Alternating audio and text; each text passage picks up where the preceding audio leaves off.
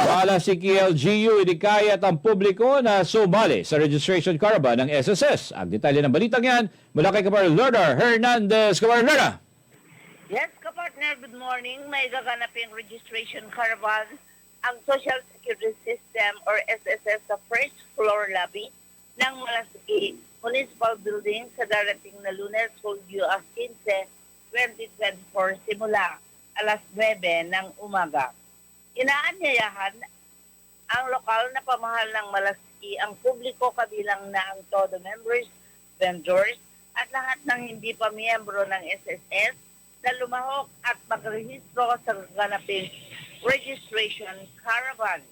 Sa mga interesadong magpamiyembro ng SSS, magdala ng 570 Philippine pesos para sa inyong unang kontribusyon at dahil hindi na mga sumusunod na requirements, dalawang valid IDs, photocopy at original, birth certificate, marriage certificate, kung kasal, at birth certificate ng mga anak kung mayroon at maging photocopy man ito at original. Para sa Diyos at Pilipinas kong mahal, Lorna Hernandez, kapartner mo sa balita at serbisyo. Samantala, DSWD-FO1 matagumpay na naisagawa ang communication campaign para sa 70 senior citizens sa Suyo, Ilocos Sur. Ang detalye ng balita mula kay Kamar Vic Tahod. Kamar Vic. Patagumpay ang pagsasagawa ng DSWD Field Office 1 ng communication campaign para sa 70 senior citizen ng Suyo, Ilocos Sur.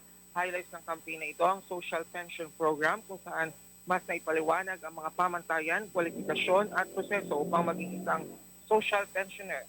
Nagkaroon din ng focus group discussion kung saan nasagot ang mga katanungan ng mga kalahok sa mga programa at serbisyo ng DSWD.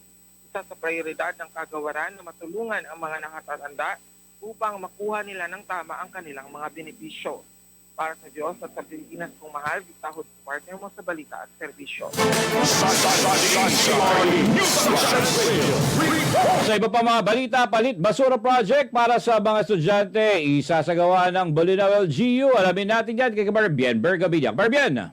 Yes, good morning ka-partner. Magsasagawa ang Bolinao Local Government Unit ng Palit Basura Project para sa mga estudyante ngayong ika-16 ng Hulyo taong 2024. Ito ay panguna ni Municipal Mayor Honorable Alfonso Celeste MD at Solid Waste Management Unit ng LGU Bolinao. Hinihikayat ang lahat ng mga grade 1 to 6 students na kumulekta ng recyclables sa kanilang bahay at kapaligiran kapalit ng school supplies. Ito ay upang ma-promote ang waste segregation at diversion. Dahil sa programang ito, mababawasan na ang mga basura sa paligid at may-promote ang kalinisan. Para sa Diyos sa Pilipinas kumato si Jennifer Gabinyang, kapatid mo sa balita at television.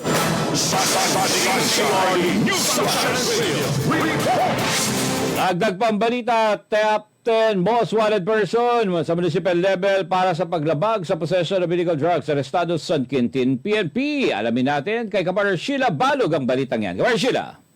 Arestado ang mga pulis ng Quintin Police Station sa pamumuno ni Police Captain Esteban Fernandez III, officer in charge ng 47 years old married construction worker at residente ng Barangay Gonzalo, San Quintin, Pangasinan. Ito ay sa bisa ng warrant of arrest na nilabas ng RTCBR 256, Muntinlupa City sa may petsang August 2023. Dahil sa paglabag ng Article 2, Section 11 ng RA 9165 o possession of illegal drugs sa ilalim ng penal case number 22-1055 para sa service of sentence.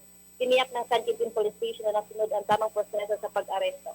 Tuloy-tuloy ang mga intervention na ginagawa na ngayon ng Pangasinan Police Provincial Office sa ilalim ng pamumuno ni Police Lieutenant Colonel Jeff Pangil, Provincial Director, para maging ligtas ang lalawigan ng Pangasinan. Para sa Diyos sa Pilipinas kong mahal, Sheila Balog, partner mo sa Balita at Service.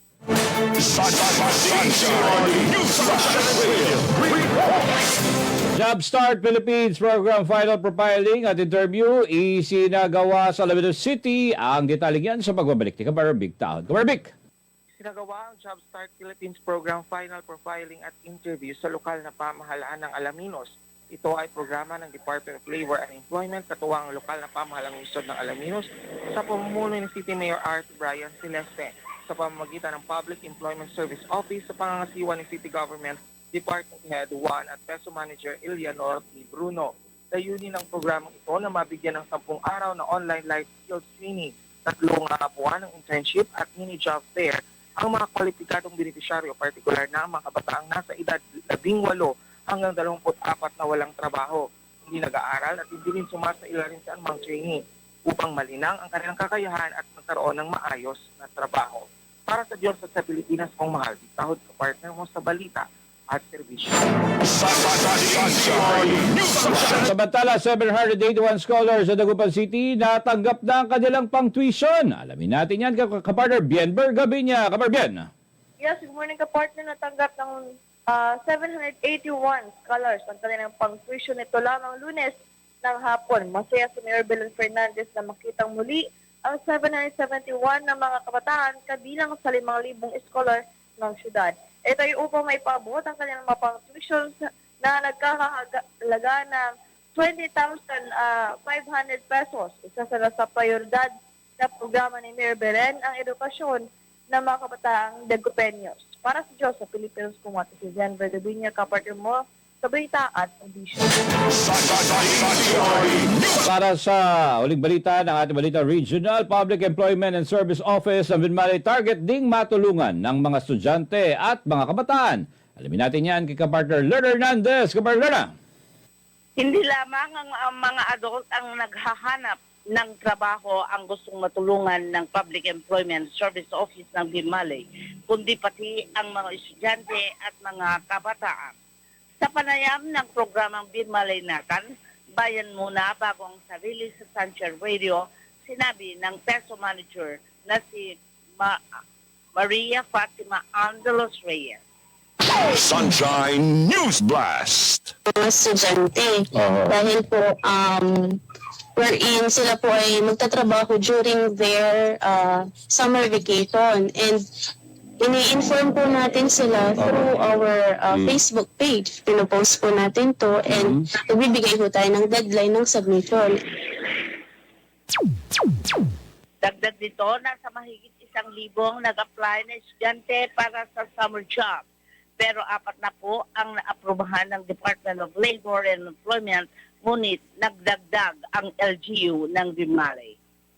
Sunshine News Blast. So, meron po tayong 40 na slots na na-approve ni Dole. Dahil din po, si Dole din ho, actually, pala po, ang naka-fund po natin ay 700,000. So, it can cater sana 140 beneficiary students. Yun nga lang po, nakadepende rin ho ito sa fund ni Dole. Aniya, 60% sa sasahuri ng mga ito ay manggagaling sa local government unit at 40% na naman ay mula sa DOLE.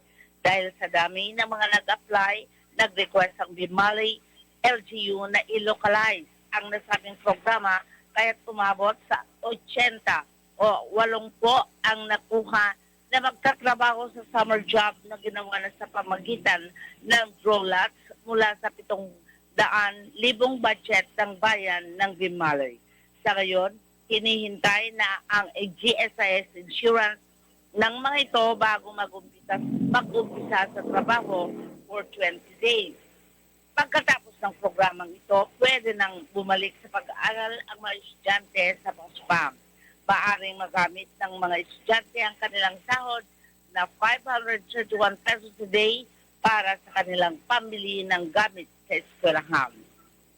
Para sa Diyos at Pilipinas kong mahal, Lerner Hernandez, kapartner mo sa balita at serbisyo.